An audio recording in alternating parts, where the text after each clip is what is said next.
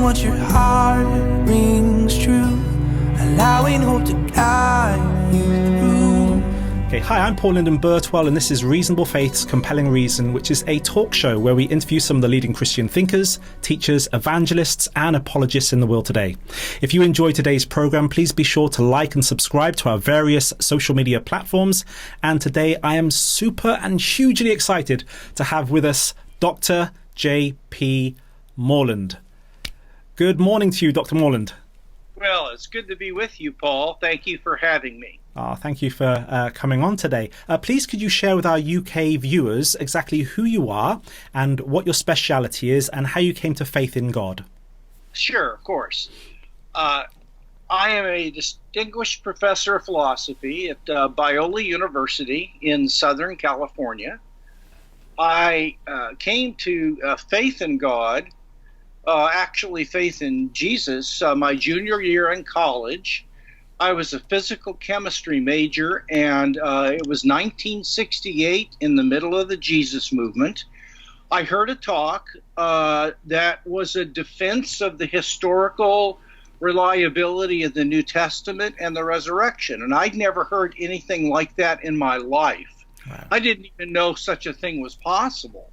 So I met with a gentleman for about 3 or 4 weeks. He gave me some books to read, and I became convinced that it was likely that Christianity was true. And so I gave my life to Christ in November of 1968, and it literally completely changed my life. And it was the greatest adventure I've ever been on the last 52 years. I've had my share of pain and disappointment with God like anyone, but it's been a wonderful thing.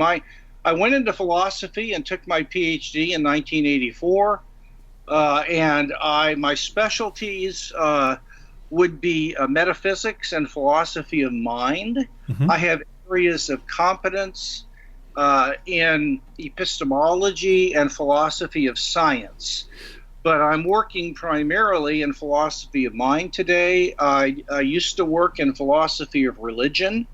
I don't keep up with that as much anymore because I've moved on to other areas, but I know something about the field. So there you have it. That's wonderful. Brilliant. Now, if I were somebody seeking evidence for the existence of God today, what would you say are the 3 strongest arguments that we could kind of put forward as Christians for the existence of God? Well, I would start with what's called the Kalam cosmological argument, which argues that the universe had to have a beginning. And then it goes on to argue that since the universe began to exist, it makes far more sense to believe something caused it to come into existence than that it popped into existence out of sheer nothing without any cause. And then if we begin to look at what kind of thing had to cause the universe, it turns out that it had the best depiction of that cause is that it is an immaterial or spiritual person that transcends the universe. That would be the first argument. The second argument would be a form of design argument that would focus on 2 fundamental facts. The first would be the fine-tuning of the universe, and I don't know if you want me to elaborate on that. Yes, please. Yeah. Well, that there are at least 100 constants of nature, which a constant of nature would be a brute fact that does not have a further material or physical explanation, like the rest mass of a proton, or the precise charge on an electron, or the universal gravitational constant G in Newton's laws of gravity. Now, these have been measured, Paul, out to probably 8 to 10 decimal places. What we discovered, and we didn't know this, if any one of these 100 different brute fact constants of nature were slightly larger or smaller on the order of a trillionth of a percentage point, no life whatsoever could appear in the universe. And so when you have 100 of these that are precisely tuned so life could appear and survive in this universe, such that if any one of them were just a hair's length different. As one, Paul Davies said, he's a British scientist, it looked like the dice were rigged ahead of time. And my argument is that if the dice were rigged, there is likely to have been a rigger. Dice don't rig themselves. The third argument, the other form of the design argument would involve the origin of biological information. And very quickly, it is widely recognized, for example, in the Search for Extraterrestrial Intelligence, which is a legitimate scientific project that's received hundreds of millions of dollars of funding. And it's a precise, whether they find anything or not, it's not the point right now. The point is that you're not going to pour $100 million into something or more to set labs up around the world if you don't have any idea of how you would recognize life if you found it. And the answer is that life is different from very simple order and randomness. I don't need to go into how, but if you discover an information signal, like the first 20 prime numbers in a row, the assumption is that information can only come from a mind. It is unique. It can't come from a random combination of matter. It can only come from minds. Well, the biggest discovery of the 20th century in biology is that living organisms are literally libraries of information. Now, I'm just asking people to be consistent. Yeah. If that argument works in an area of science, and it's not a theistic point, it's a secular scientific point, then you need to follow the evidence wherever it leads. And in DNA, the most reasonable explanation for the origin of information, which is probably non-physical, by the way, would be a designing mind. The third argument would be what I call the anthropological argument. And basically, there are a number of facts about human beings. Example, they have inherent moral value. They are able to know objectively true moral laws. They have consciousness. We behave teleologically. In other words, a stage of reasoning. If I'm trying to think about getting a house and I'm trying to weigh 4 or 5 houses, I begin a process of deliberation that may last 5 minutes. But that's a process where the different stages of my deliberation are for the sake of an end, namely of making a wise, rational decision. Matter does not behave teleologically. Only mind behaves teleologically. And so there are a whole host of things, free will, moral responsibility, that are true of us. We all know they're true of us.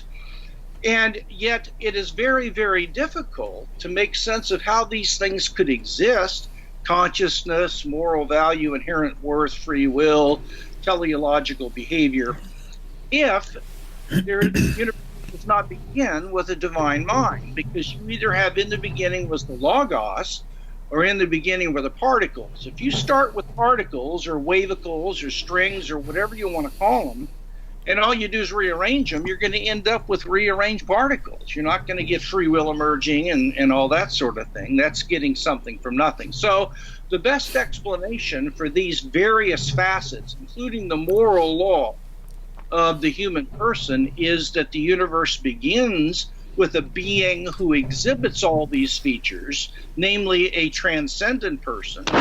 And then we don't have to get something from nothing if we start our universe with matter utterly bereft of any of these features. So there's a very famous UK scientist, you've probably heard of him, Richard Dawkins, and he's gone on record as saying that, coming back to the Kalam cosmological argument, he's gone on record as saying that it was nothing that caused the universe, but it was a special kind of nothing. Is he just talking nonsense? Well, Alvin Plantinga, who's a leading Christian philosopher in the United States, did a review of his book, The God Delusion, and said that if it were an undergraduate paper, he'd get a C-. And the point is that Dawkins is one of the, and so was Stephen Hawking, by the way. They're fine scientists, but they are utterly ignorant once they get out of their field and start talking about philosophy. Yeah.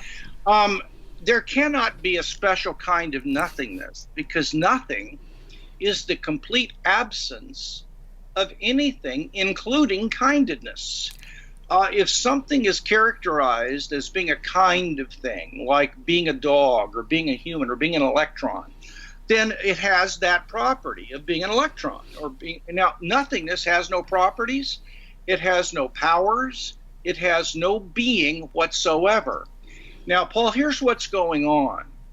In the last book that Stephen Hawking wrote, he said that scientists have discovered that the universe did in fact come into existence out of nothing.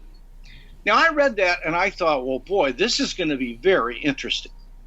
Well, I kept reading, and sure enough, what I thought was going to happen happened. And it was that what he was talking about was a specific, our universe being a bubble that arose from a quantum vacuum. Right. Now, the quantum vacuum is not nothing. It's got physical properties. It's taken to be real. It's got certain powers in it, and so on. So it's not nothing. So the scientist is using nothing in a funny kind of a way. So when Dawkins makes statements like that, I literally have no idea what he's even talking about. It's gobbledygook. And there could be no evidence that something came out of nothing in the world today, or even the universe, without any cause whatsoever, because things can't come into being from something that has no being. That's a fundamental principle of science. I'll close with this. When scientists discover the existence of something, they never say, well, I don't know, it just came into existence out of nothing. No, they look for its cause. Yes. Don't they? Absolutely. So the universe could not have come in. It's It's like saying there are square circles in, in London. There might be some odd fellows in London, but there aren't any square circles, I assure you. Thank you for that answer. That was amazing. You're somewhat of an expert on the philosophy of the mind. And so the next question I'm going to kind of direct towards that regarding consciousness. Yeah. Now, is consciousness a byproduct of the brain, or is it something over and above the human brain? Well, first of all, if consciousness is a byproduct of the brain, it's still real.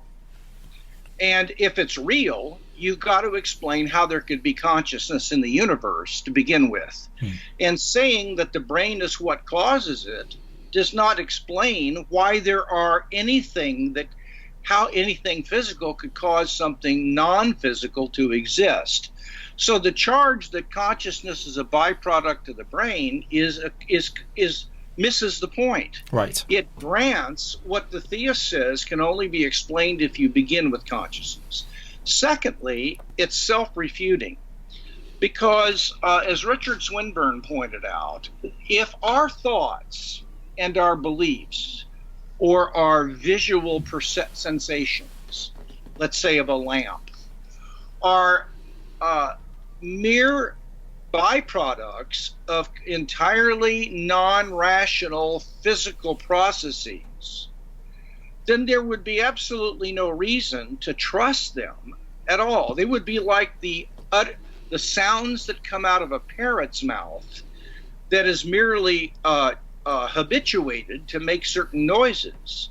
The parrot doesn't have any grasp that the parrot's talking about anything, or that his statements are true or false. And so you and I both know that if we come across someone who is mentally deranged, so that what they utter is not the result of a good process of normal reasoning, but rather, due to brain damage, what comes out of their mouth is produced by a distortion in one region of the brain we disregard what they say because we don't think it's not a reasonable utterance.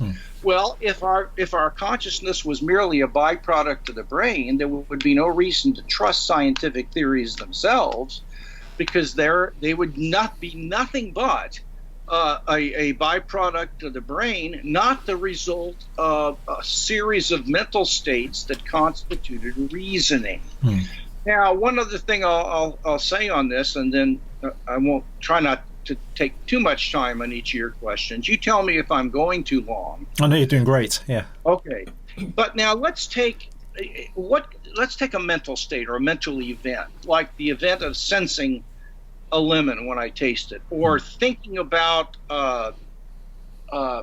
the Atlantic Ocean, or reminding myself of my belief that 2 and 2 is 4, or having a desire for ice cream. Those are all conscious mental states. Now, what causes them? Well, a whole bunch of things. Sometimes it's my brain state. If I get stuck with a pin, that's going to cause some C fibers or neurons firing in my brain, and that's going to cause a feeling of pain. Okay, sometimes your brain causes your mental state. Sometimes a mental state causes another mental state. So a feeling of thirst causes me to desire a drink of water. So the feeling of thirst caused a desire, and those are different. Sometimes I cause my own mental states. I'll give you an example. We all know the difference between a passive thought and an active thought. A passive thought is when I'm receiving thoughts that other people are putting into my mind by speaking or reading. There, I'm a patient or a receiver. But I know the difference between that and if I choose freely to redirect my thoughts and think about something brand new. That is an active thought, where I am the active initiator of what I choose to think about. Now, those feel different. A passive thought doesn't feel like it's originating from my own exercise of agency. The active thought does. So when I engage in choosing to think about a certain thing, that is a thought, a conscious state that's caused by me. So there are all kinds of things that cause mental states, brain states, other mental states, or me as a mental self or subject, and there's no one size fits all on this. Okay. So would you say then that there's good empirical evidence? I mean, are we saying that consciousness is the same as the human soul or spirit? Or are they intertwined? And is there good empirical evidence for the human soul and spirit in all of this? Well, consciousness is to the soul as being red is to the apple. Being red is an attribute. The apple is a thing, and the redness is its property that it has. The soul is a substance or a thing, a self, an I, an ego. And consciousness is a range of properties, like being a sensation of red, being a desire for such and such, being a thought about thus and so, being a belief. These are properties that the self has. So consciousness is a word that stands for a range of properties that the self can have or not have. And so I remain the same through change, but my consciousness flows and is constantly changing from one moment to the next as I think about one thing and then another and feel an itch in my knee or whatever it might be. So consciousness is a property that souls have. Brains could not have the property of consciousness because the brain is a complex object. And the properties of consciousness can only be possessed by simple partless things. They can't be possessed by aggregates of parts. Now, we can talk about that if you'd like, but that's the difference between the soul and consciousness. Now, you could ask, what are the reasons for believing in that? And that's another question. If you want, we can talk about that if you like. Yes, please. Yeah. Well, I would.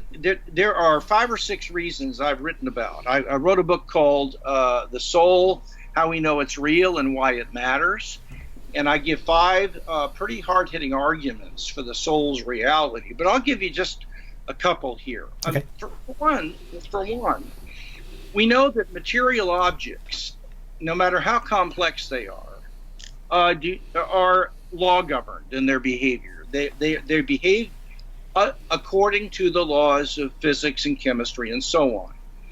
Now, that means that the behavior of any ordinary sized object, like a billiard ball or a rock or something of that sort, is determined in its behavior by the laws of nature. And it's determined in 2 ways. It's either determined through time, where the state of the object or the environment and whatever causal inputs happen to the rock will determine its path, or it will fix the probabilities of its path if we're dealing with quantum entities. Yeah. So there is determinism through time. There's also what's called parts to whole determinism. That means that, according to science, ordinary sized objects behave the way they do, determined by the behavior of their microphysical parts. So that the parts of a billiard ball, if the billiard ball hits something, then it's actually the sum of its microphysical parts that are carrying the mass and the force that hit the object. It isn't the ball as something over and above those parts. Now, if I were my brain or my body or some part of my brain, my behavior would be determined. There would be no rationality, because I think rationality requires the freedom to decide based on the reasons rather than being determined ahead of time before I start deliberating by my brain states. There would be no moral responsibility. No one would be responsible for anything. But we all know that occasionally, especially if my wife lets me, I exercise free will. You know how that goes. And so if I have the power to choose or refrain from choosing, and nothing determines what I do, then I can't be a material object. I have to be a transcendent object, meaning that I have causal powers that transcend the laws of nature, and I can actually intervene into that system. Well, the only kind of thing that we know could do that would be a soul of some kind. So free will gives evidence for the soul. Secondly, I am not divisible, and my consciousness is a fundamental unity. In other words, a person, you can't say, well, there's 70% of a person. I know there's a certain syndrome called Dandy Walker syndrome, where these people are born with 10% of a brain. If you do an X-ray of their skull, there's a sac of fluid inside their head that covers 90% of their head. There is a sheath of brain tissue around the outside of that sac. Now, they're not 10% persons. No. In fact, about 75 to 80% functional like a normal person. In operations, sometimes 55% of the brain is removed, but I'm not then 45% of a person. Persons are all or nothing. They're not divisible. I can gain or lose functioning, but I can't become 70% of a person. Material objects can. You can be a 70% brain or body if you lose your legs or knees or whatever. And so there's something true of me. I'm not divisible that isn't true of my brain and body. The other side of that is that when I have a visual field, that I'm looking at a broad visual field, there are several waves of light hitting my eyeballs from all the different objects I'm aware of at the same time. And believe it or not, those are registering in different regions of the brain. Right. So the problem is that's how complex objects work. If a complex object like a car is functioning to go down a highway, That's because it has a conglomeration of parts, and each one of those parts does its own thing. The pistons move up and down, the crankshaft does such and such. So complex wholes act by various members of its parts acting to produce the whole act. My visual field is not a result of different parts of the brain doing its own thing. If it were, there would be what it is like to have the entire visual field as a single unified experience.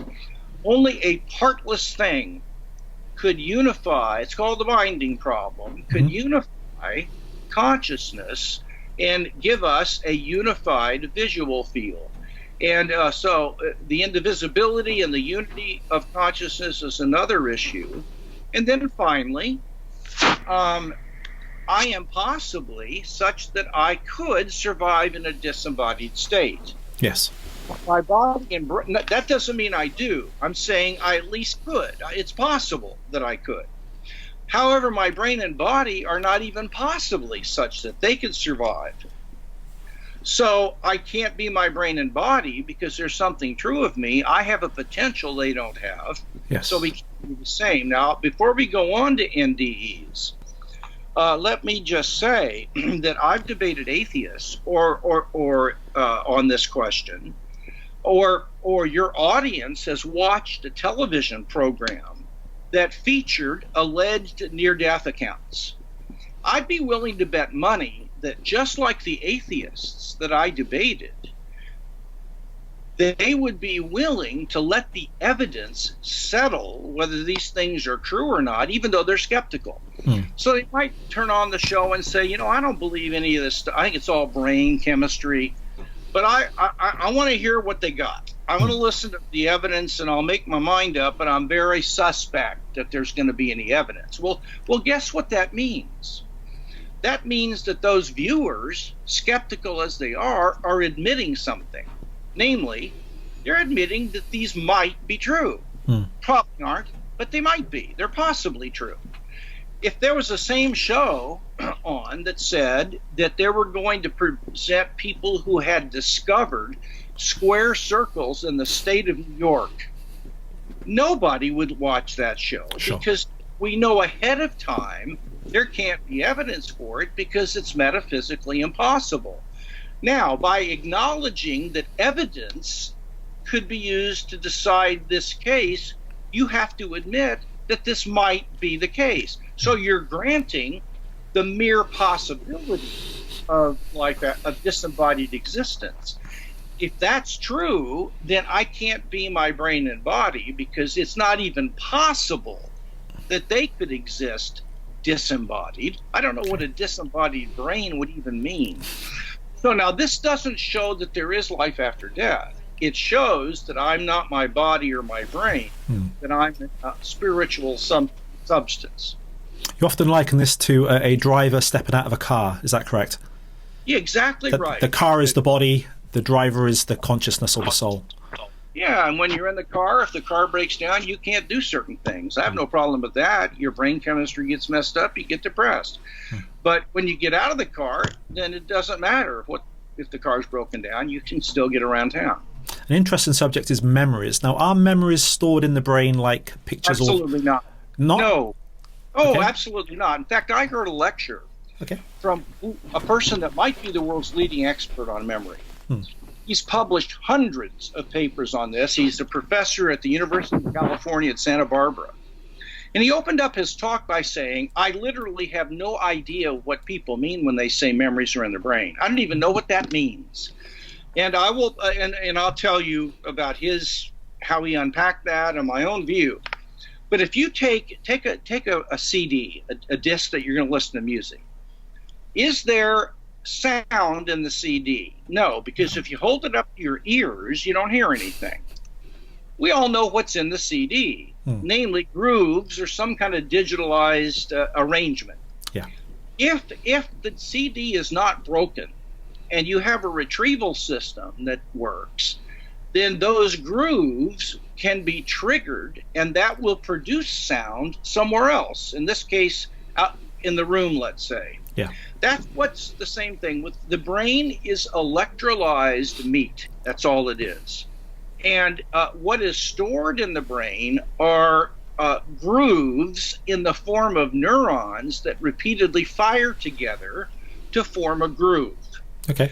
Now, if that groove is triggered, if something activates that groove, maybe you see something and it triggers a childhood memory of being abused, then it will produce a feeling of fear in the soul. But memories are not in the brain. The grooves that can be causally triggered to bring the memory to consciousness is in the brain. Okay. So there's no, and here's why it's unintelligible to believe that a memory is in the brain. Here's why I think it's a contradiction. Everything in the brain is spatially extended. That is to say, all the different parts of the brain, the left hemisphere, the right, the amygdala, all the way down to the atomic simples, if there are electrons, all the way down, they all have a small amount of spatial extension. So everything in the brain is spatially extended. Memories have no spatial extension. I don't know what it means to say my memory of having coffee this morning is 1/4 of an inch long, or 1/8 of an angstrom long. Memories don't have size or shape. What they're about has size and shape. Like if I remember my grandmother, she was a rotund woman, and the memory is about a very large object, but the memory itself isn't large. What it is of is large. Now, so memories don't have spatial extension. It becomes unintelligible if you start attributing spatial extension to a memory, because then you have to ask, how long is it? What's its size and shape? And things get crazy pretty quickly. So if everything in the brain is extended and memories aren't extended, then memories aren't in the brain. And there's no scientific evidence, by the way, that memories are in the brain, because all we can show is that if your brain is damaged, you can't remember certain things. Okay. Or if you put an electrode during surgery and you spark a certain region of the brain, it will produce a memory. Now, in those experiments where people are having surgery and they're awake, what a Nobel Prize winning neuroscientist discovered is that when he put his electrode in certain places, memories would occur. And the person would say, "You're producing that memory, I'm not. That's something you're doing." He could distinguish between when he freely chose to remember something and when something was forcing a memory on him. But what the scientist ended up discovering was that not that memories themselves are in the brain, but that there's a causal relationship between memories and brain states. So the brain states can cause memories, as can I. So I don't think memories make, and I'm not alone. Maybe one When of you the think that, yeah. this subject.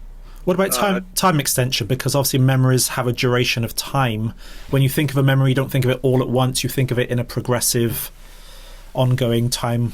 And time is located obviously within our universe, space, time, and matter. You would not agree with that? Oh, no. Well, let me ask you this. Before God created the universe, was it possible for him to create angels? Yes. Yeah, not that he did, but could he have? Yes. Now, if he did, could they engage in mental processes where they would begin to think about worshiping God, or they would desire to perhaps communicate to another angel through telepathy, or could they have mental episodes that required a period of time? Yes. Well, and that's because, as Kant showed, I believe accurately, it is a necessary characteristic of any finite conscious self that it be temporal. Okay. Now, what that means is that time is not physical. because if it could exist in a world with nothing physical, then it can't be physical. So what I like to say is that time is metaphysical. It's neither mental nor physical, but it is a third kind of an entity. Now, our measurements of time could be, or the way we divide time up might have to do with certain events, like an electron, jumping orbitals or what have you. So that could be physical. The time itself, I don't think there's any reason to believe it's physical. Okay. I think it's metaphysical because it could exist in a world without matter. That's very interesting. Very, very good. Let's move on now to near-death experiences. And there are literally now tens of thousands of evidential reports of people having near-death experiences. Would you say that these claims, number one, are credible? And are these claims kind of empirical evidence for the existence of an afterlife or for the existence of a human soul? What's your viewpoint on that? It's beyond any reasonable doubt they're credible. They're up to 300 million worldwide. Wow, 300 million. According to the research. By the way, the researchers that have worked on this all have PhDs or doctorates, and they're very solid. Yeah. The reason I believe that they're credible is that there's too much evidence that these things have happened that could not be explained in principle by any natural physical process. And there are 8 different reasons why they're credible, but I'll give you the most important, and that is called evidential NDEs, where there have been reported, like you said, thousands of cases where people have been able to see things while they were dead that they could not see if they just lost oxygen to the brain or their brain died and was reactivated. Things that were later, that, for example, one gentleman observed a nurse drop a newborn baby in the neonatal intensive care unit, which was down the hallway, and he woke up and told that there's a baby down there crying, and it's got a broken part of its hip, and there was a nurse, and he described the nurse. Well, they went down there, and there was a baby that they did x-rays that had what he said. Wow. And this nurse was sort of kind of hiding, and they found her, and she dropped the baby. There are numerous accounts of when people die, they have a flat brainwave. They gain knowledge of facts that are distant, or things they couldn't see from the operating room, like a specific quarter that had a specific date on it on top of a shelf in the operating room that you can't see from. You got to get on a ladder, and he saw that when he died, and a nurse went up and found the darn thing, and it was the right date, and there was dust around it so that it hadn't been placed there, because they lifted it up, and under the quarter there was no dust, but there was dust all around it. I'll give you one more example. 2 researchers at the School of Medicine at the University of Connecticut did a study of 25 people born blind because something happened to them at birth, so that they'd been blind their entire lives. And they had near-death experiences, and they were able to see things that they reported to these 2 professors that they verified. It was interesting. They did not have words for colors. They could say lighter or darker, but they had no concept of color, though they saw colors. But there were other things they saw, like markings on people's faces they knew, but you can't feel. They weren't bumps or anything.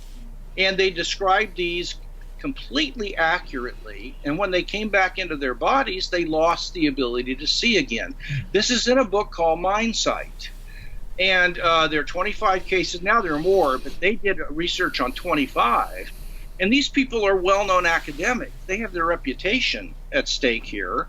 And they discovered that there was overwhelming evidence that these completely blind people actually saw a whole range of things outside the room and other places while they were dead. So for these reasons, I think that it's beyond reasonable doubt that these are real. Now, some people wonder if these are contradictory to the Bible. My basic answer is read the book by John Burke, Burke, called Imagine Heaven.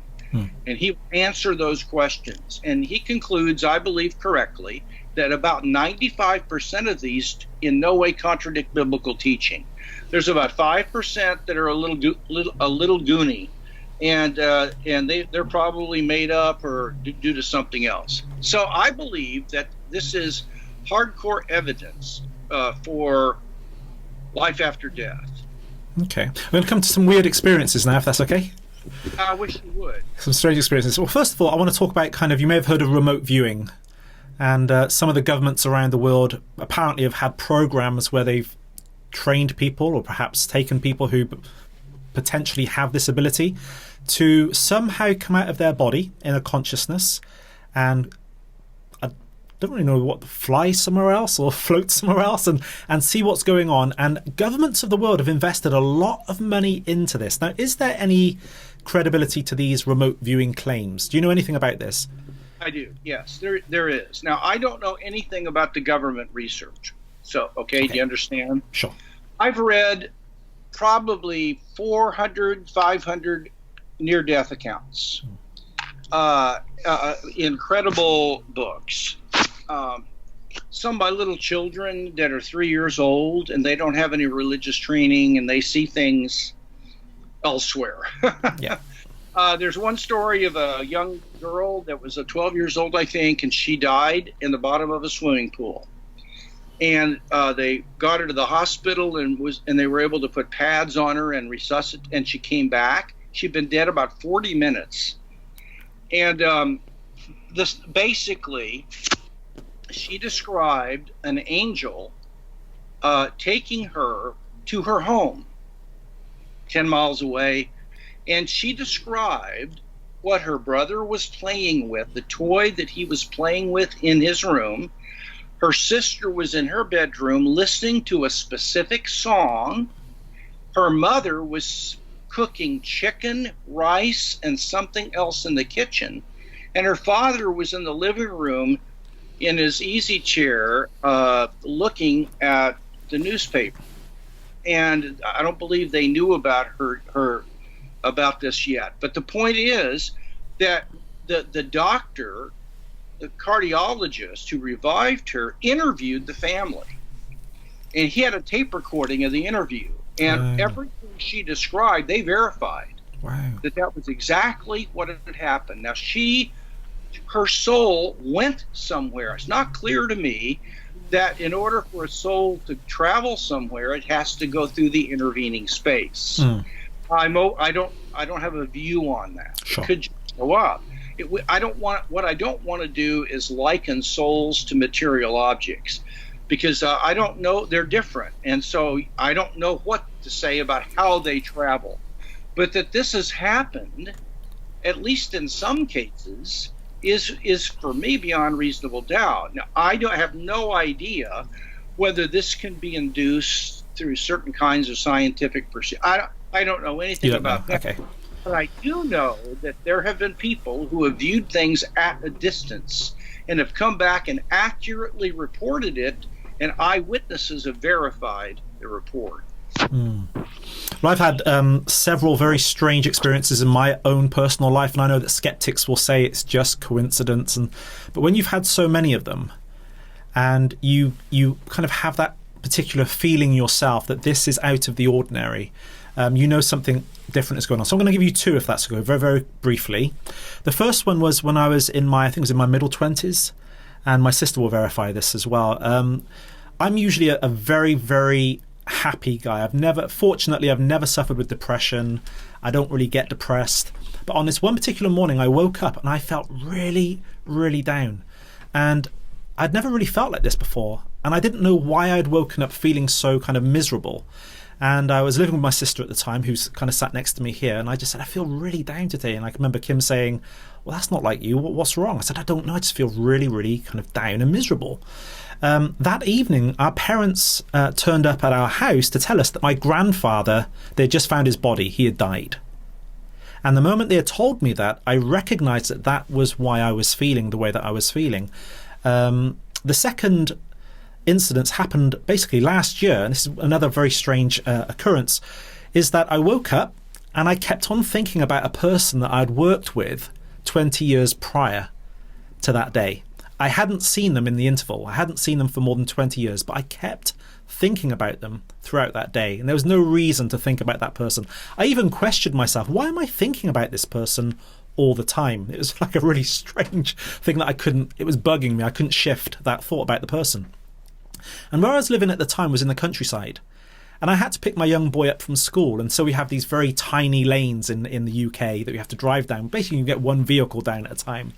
And as I was driving down this country lane, a large Range Rover, a big vehicle, kind of blocked my way.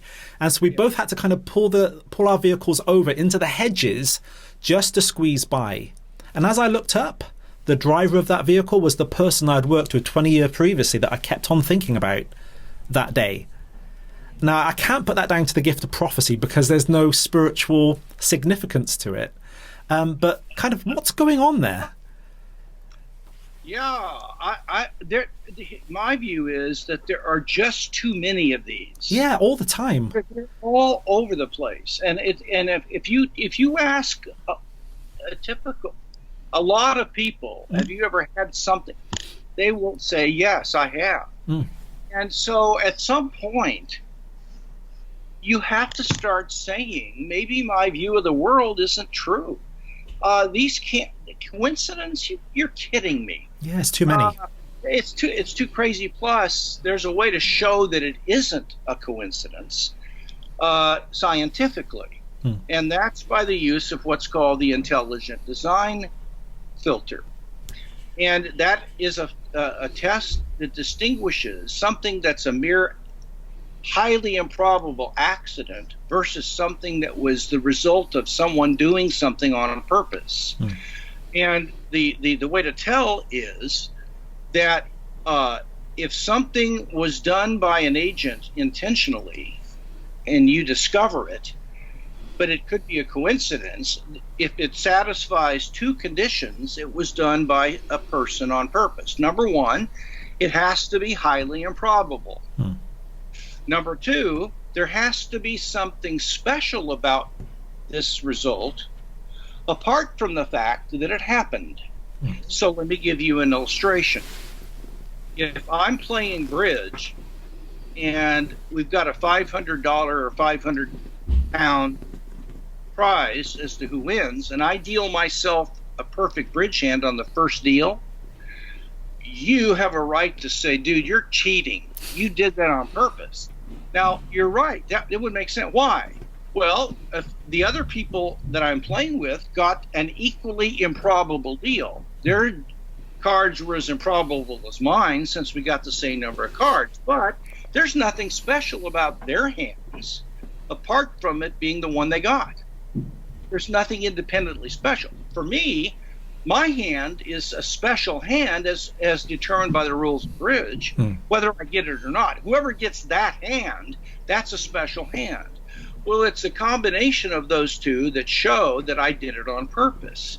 In an election, one more illustration, where the Republican was in charge of printing the ballots for 8 different congressional districts, and the Republican candidate was first on all the ballots. Now, that was highly unlikely, but it could have been a coincidence, except that what we know is that people have a tendency to vote for the first person listed on a ballot. And so being first gives you an edge in the election. And it just so happened that the first person on all those ballots was a Republican, and it was a Republican who made the ballots. The Democrats took him to court and won because what the results satisfied those two criteria. Number one, the result was unlikely, and number two, it was independently special, apart from the fact that it happened. Namely, that particular arrangement of the ballots was in the interests of the person who made them. Now, I would say that, let's say your friend there, if you ran into your friend and there was no independent significance to it, you just ran into him, you hadn't seen him in 20 years, I have to say that was a coincidence. But in this case, that particular event was marked out as special by something other than you driving by him, namely that you got up that morning, I think it was, and you had him on your mind, or the day before, and you had him on your mind. And you'd been thinking about him, and you hadn't thought about him for years. Yeah, 20 years, The combination of that event being very unlikely, plus it being marked off as a unique special event by some factor other than it happened, that indicates that this was an arrangement done on purpose by an agent. And the only agent that could have done this would be God.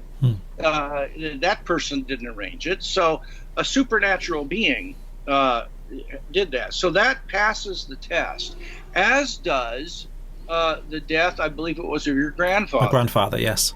That passes the test too, because the chances of him dying on that particular day are unlikely.